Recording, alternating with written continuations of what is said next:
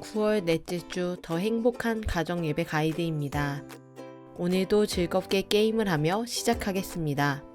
오늘의 게임은 양말공으로 맞추기 게임입니다.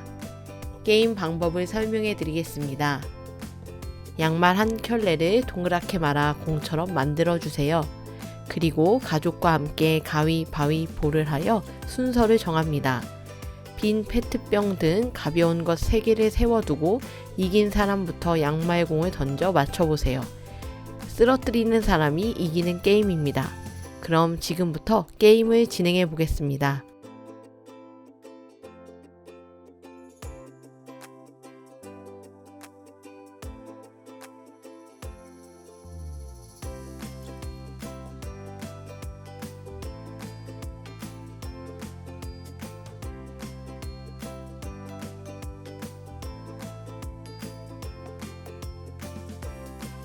즐겁게 게임을 하셨나요? 그럼 오늘도 함께 말씀을 읽어보겠습니다.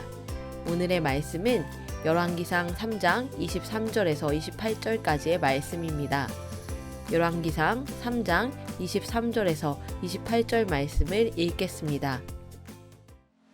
왕은 속으로 생각하였다. 두 여자가 서로 살아있는 아기를 자기의 아들이라고 하고 죽은 아이를 다른 여자의 아들이라고 한다. 그렇다면 좋은 수가 있다. 왕은 신하들에게 칼을 가져오게 하였다. 신하들이 칼을 왕 앞으로 가져오니 왕이 명령을 내렸다. 살아있는 이 아이를 둘로 나누어서 반쪽은 이 여자에게 주고 나머지 반쪽은 저 여자에게 주어라. 그러자 살아있는 그 아이의 어머니는 자기 아들에 대한 모정이 불타올라 왕에게 애원하였다.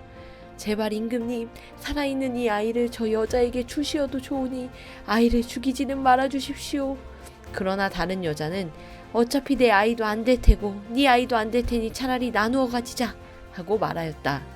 그때에 드디어 왕이 명령을 내렸다. 살아있는 아이를 죽이지 말고 아이를 양보한 저 여자에게 주어라. 저 여자가 그 아이의 어머니이다. 모든 이스라엘 사람이 왕이 재판한 판결 소식을 들었다. 그리고 백성들은 왕이 재판할 때에 하나님께서 주시는 지혜로 공정하게 판단한다는 것을 알고 왕을 두려워하였다. 말씀을 잘 읽으셨나요? 오늘 우리가 함께 나눌 말씀은 하나님의 지혜가 가득한 사람입니다. 그림을 보며 말씀을 들어보세요. 두 여인이 솔로몬을 찾아왔습니다. 사건의 전후 사정을 들은 솔로몬은 칼로 아이를 반으로 잘라서 두 여인에게 나눠주라고 명령합니다.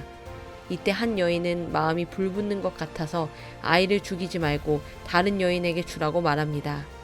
하지만 다른 여인은 솔로몬의 말에 동의합니다. 문제의 진위가 판가름 났습니다. 누가 진짜 엄마일까요? 아이가 죽느니 차라리 저 여인에게 주라고 한 사람이 친엄마였던 것입니다. 솔로몬은 사람의 마음을 먼저 헤아리는 지혜로 복잡한 문제를 해결할 수 있었습니다. 솔로몬의 판결을 본 온 이스라엘은 솔로몬을 두려워했습니다. 사람들은 이 재판을 통해서 솔로몬에게 하나님의 지혜가 있음을 보게 되었습니다. 솔로몬은 하나님의 지혜를 드러내 보여주는 사람이었습니다. 하나님께서 어떤 분이신지 생각하며 하나님이라면 어떻게 하셨을까? 하나님께서는 내가 어떻게 하길 원하실까를 묻고 답을 찾는 사람이 지혜로운 사람입니다. 사람의 삶에는 많은 문제가 찾아옵니다. 그래서 우리에게는 지혜가 필요합니다. 이때 문제보다 사람의 마음을 먼저 헤아릴 수 있어야 합니다. 그리고 문제를 통해서 자신의 의를 드러내기보다 하나님의 지혜를 보여줄 수 있어야 합니다.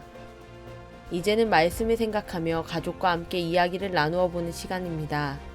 문제가 있을 때 하나님의 지혜로 해결한 경험이 있나요? 있다면 가족들에게 이야기를 나눠주세요.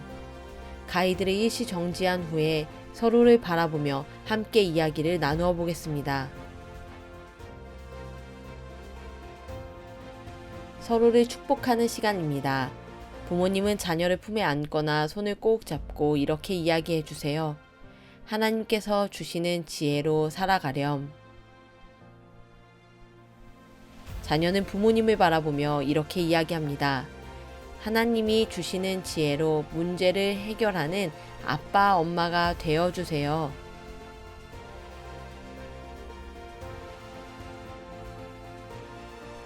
함께 기도하겠습니다. 우리에게 지혜를 주시고 우리 삶의 모든 문제를 해결하게 하시는 하나님, 감사합니다. 모든 상황 속에서 하나님이 주신 지혜로 살아가게 해주세요. 예수님의 이름으로 기도합니다. 아멘. 가정 예배를 마치며 이야기를 나누어 보세요. 오늘은 어떤 하루였나요? 특별히 기억나는 사건이나 오늘 느꼈던 기분을 가족과 나눠보세요. 감사한 일이 있다면 감사의 제목을 나누어도 좋습니다.